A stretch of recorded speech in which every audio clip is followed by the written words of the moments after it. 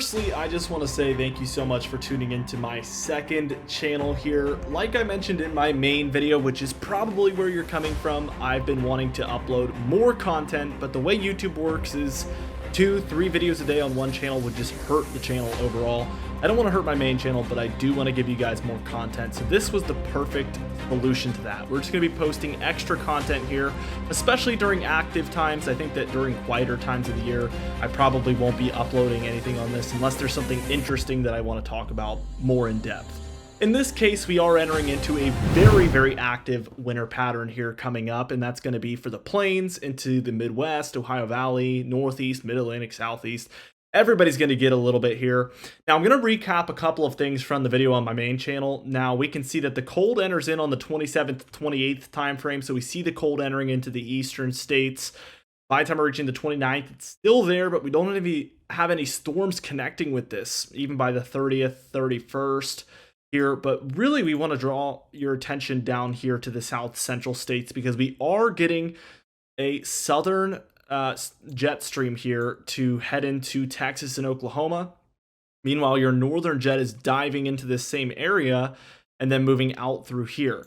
This storm is going to just kind of join forces here with this northern jet and ride along it, which is perfect for snow because the cold air is to the north of that northern jet, and if there's a storm riding right along it, you will see snowfall. And in this case, there is some potential in this area, and that's what we talked about in the video at the very end of the model run. But here we are on the first into the second.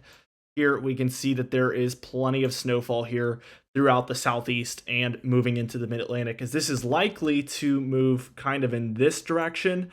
We could see this move into the Delmarva, Maryland, Pennsylvania, New Jersey area on the very northern extent of it. Take this with a grain of salt. I don't think this exact storm is very likely to happen necessarily yet, but it is a sign that these models are indicating we're heading into a pattern where this type of stuff is going to become much more common to see. GFS model does almost the same thing. That storm takes a little bit longer to move in, but we do see it move in. It's just a little bit further north with that cold 999 here on at the coast of North Carolina, basically, and we see snowfall throughout the mid-Atlantic and even up into the northeast a little bit later on here. And that's mostly what we talked about on that video. We see a second storm move into the northeast, and then a third here for the Ohio Valley and the Great Lakes. So a lot of people cashing in on some snowfall here in the beginning of 2024. Now, as we move into the European ensemble model here for the temperature anomalies, a lot of you love to see this, and I want to dive into it on this second channel. This is, by the time we're taking a look at Christmas Day, it is going to be very warm compared to normal for everywhere in this eastern blob that I've just drawn. The only cold area is really here for the southern plains and southern Rockies. It's even warm along the west coast. As we move towards the 28th, we see this big pattern change begin to take place, as this is the look here by the 30th. It is fully switched now to cold in the east, as you can see with this feature out west we call a positive PNA. And all you need to know about that is that means warmer temperatures in the western regions of North America.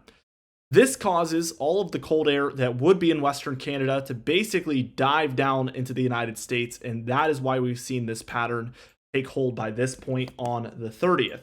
The cold air is really going to stick around all the way through. This is January 3rd, all the way until the end of the model run, which is going to be January 7th here. We still see blues around, especially in the deeper south, and then up into the mid-Atlantic and even portions of the northeast. But really, the further south you go, the colder it is. And this is actually very common in El Niños, so not too surprising here. But it's easy to see how these areas in particular could cash in on some snowfall here from the 1st through the 7th of January. Maybe even areas further south if we get a cold enough low temperature combined with a storm moving through. Definitely a lot to think about. Of course, we're going to update you guys on the ensemble models as well. So let's take a look at it here. We see that cold air move in again around the 28th, 29th. I just want to point out your jet stream here, a little bit of a ridge in the west, and then this big trough here in the east.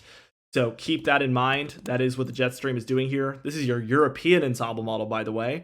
And we do see that this does show up with the cold air. Your freezing line is usually somewhere near this first blue line, but not always. Keep that in mind. But we do see a lot of precipitation to the north of this.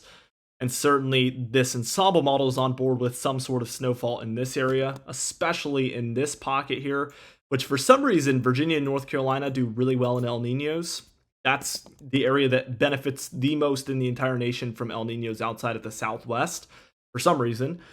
So definitely interesting to note there. And as we keep going, we see continuous storms battering this area. I mean, this time frame here, the 7th, might even look more promising than that 3rd time frame, with plenty of potential precipitation and really cold air around for all of these areas.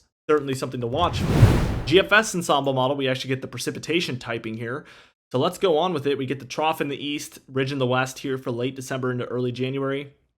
We start to see potential snowfall starting on the 4th, where this model is indicating heavier precipitation around your kind of southeast Carolinas area.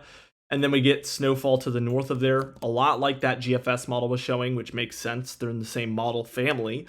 And then around the 6th and 7th as well, we see, just like the European model, that ridge out west, trough in the east, and we get potential snowfall up and down the east coast there for multiple areas.